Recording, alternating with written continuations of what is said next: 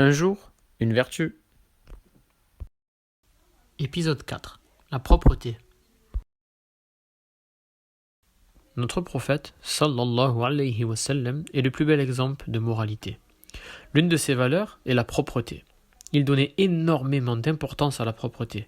Il avait toujours un miroir, un peigne et un siwak, l'équivalent de notre brosse à dents, ainsi qu'un cure-dent.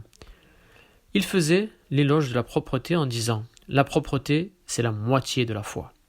Avant d'aller voir ses compagnons, ou bien ses épouses, il arrangeait ses cheveux et sa barbe à l'aide d'un miroir.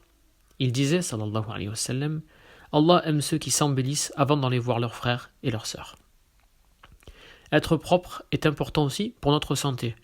Être propre nous protège des bactéries qui peuvent nous rendre malades. Si nous ne sommes pas propres, nous risquons de tomber malades. La santé et la propreté sont les deux choses les plus importantes que nous avons et que nous devons pratiquer dans l'islam. Tout au long de la journée, nous faisons toutes sortes de choses avec nos mains.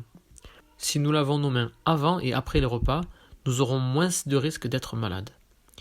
L'islam nous enseigne de laver notre corps, mais aussi notre maison. Suivre la sunna de notre prophète sallallahu alayhi wa sallam permet de nous garder en bonne santé. Prendre une douche, se couper les ongles, se brosser les dents, mais aussi se peigner tous les jours sont des choses que notre prophète bien-aimé sallallahu alayhi wa sallam nous a enseignées. Mais la propreté dans l'islam, ce n'est pas seulement être propre physiquement. L'islam nous enseigne aussi qu'il faut purifier notre esprit et notre cœur.